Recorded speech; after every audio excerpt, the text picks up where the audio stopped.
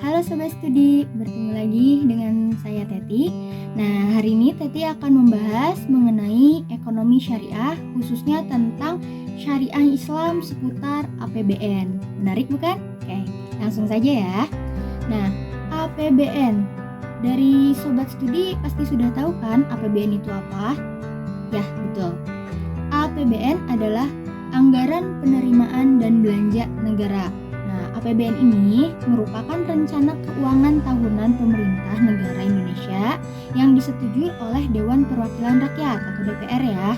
Nah, APBN ini berisi daftar sistematis dan terperinci yang memuat rencana penerimaan dan pengeluaran negara selama 1 tahun anggaran. Misalkan dari 1 Januari sampai 31 Desember 2023. Nah, APBN ada pertanggungjawabannya, yaitu setiap tahun dan ditetapkan oleh undang-undang. Nah, kalau misalkan itu kan secara konvensional ya APBN-nya, bagaimana dalam perspektif Islam? Oke, kita bahas. APBN dalam perspektif Islam, anggaran pendapatan dan belanja negara. Nah, dalam perspektif Islam itu biasa sering disebut dengan Baitul Mal. Nah, sebelumnya tadi sudah pernah membahas ya mengenai Baitul Mal, boleh dicek lagi.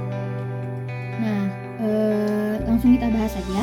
Secara etimologis, Baitul Mal yang tadi ya APBN berarti rumah untuk mengumpulkan atau menyimpan harta. Secara terminologis, sebagaimana uraian Abdul Qadir Muzalum dalam kitabnya Al-Amwal fi Daulah Al-Khilafah. Baitul Mal adalah suatu lembaga atau pihak yang mempunyai tugas khusus menangani segala harta umat, baik berupa pendapatan maupun pengeluaran negara.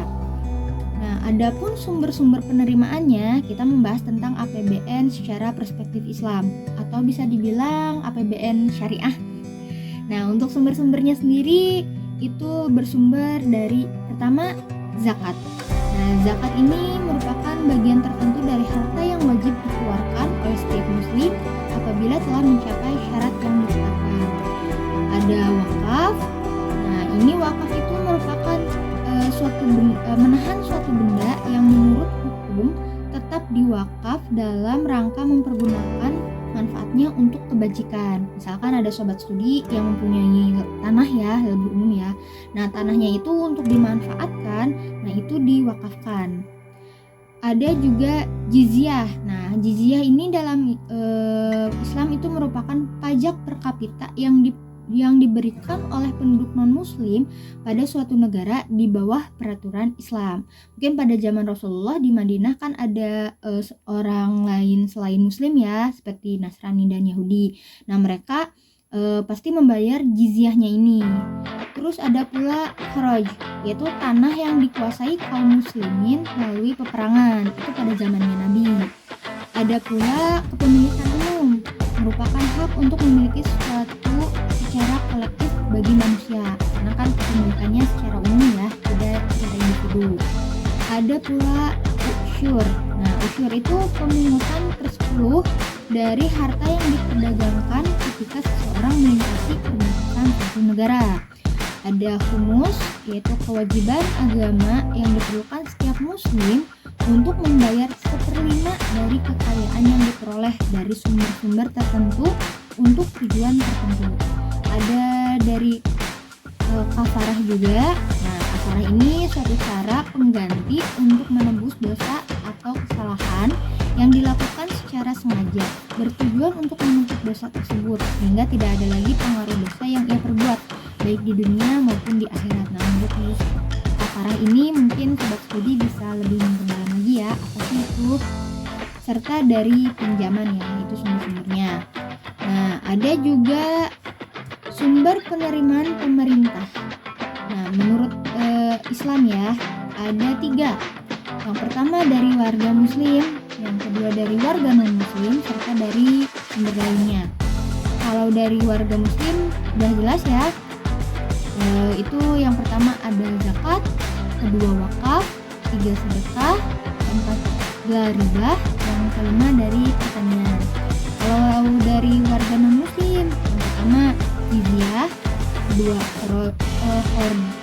belanja, yang ketiga pinjaman, yang keempat unsur.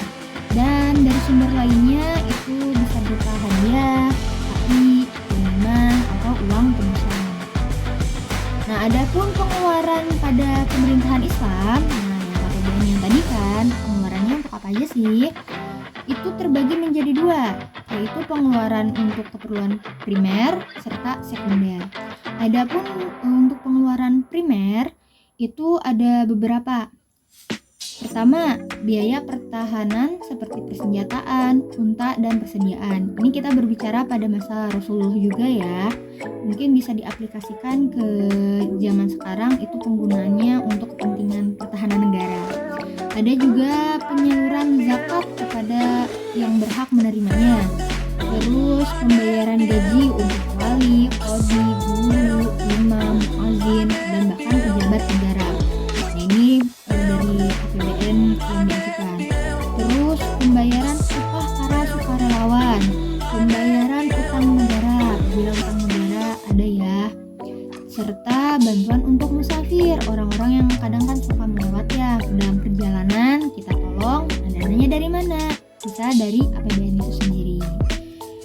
Nah, untuk yang sekundernya bagaimana? Untuk yang sekunder, yang pertama, bantuan untuk orang yang belajar agama. Nah, ini juga diperhatikan dalam APBN syariah bahwa orang yang belajar agama tentu harus mendapat bantuan. Terus yang selanjutnya, jamuan untuk delegasi keagamaan, utusan suku dan negara, serta biaya perjalanan. Nah, ini berarti urusannya tentang kenegaraan. Serta selanjutnya, hadiah untuk pemerintah negara lain. Nah, sebagai bentuk kita solidaritas atau kerjasama dengan pemerintah negara lain, otomatis kita memberikan hadiah ya. Terus pembebasan kaum muslimin yang menjadi budak, apalagi di zaman Rasulullah ya. Nah, itu anggaran dananya didapat dari situ. Terus selanjutnya pembayaran denda atas mereka yang terbunuh secara tidak sengaja oleh pasukan kaum muslimin. Nah, pada masa Rasulullah, perang itu kan bisa dikatakan suatu hal yang memang sudah lazim gitu ya. Nah, pada saat masa Rasulullah bahkan korban yang terbunuh oleh kaum muslimin diperhatikan pula oleh Rasulullah, yaitu mereka memberikan sumbangsinya, dananya kepada korban-korbannya. Kadang kan yang ikut perang itu keluarganya laki-laki ya, ada pula sih sebenarnya yang perempuan dari kaum muslimin, tapi pada umumnya dari yang lain gitu ya, musuh Islam itu mereka laki-laki. Nah, pasti mereka meninggalkan keluarganya, entah itu istrinya, anaknya, atau ibunya, atau keluarga yang lainnya. Nah, itu tetap diperhatikan oleh kaum muslimin, oleh Rasulullah, itu tetap harus didanai. Nah, dananya dari yang tadi APBN, cuma mungkin dalam kategori yang sekunder. Terus pembayaran utang orang yang meninggal dalam keadaan miskin.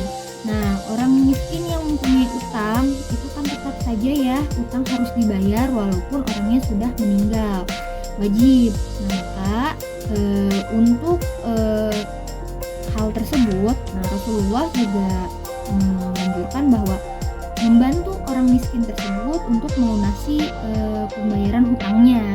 Kalau misalkan ada di antaranya keluarganya yang mampu, bisa jadi kan dari keluarganya. Tetapi ini dalam kondisi memang keluarga tersebut benar-benar miskin, tidak mampu membayar hutang, maka sama negara dibayarkan.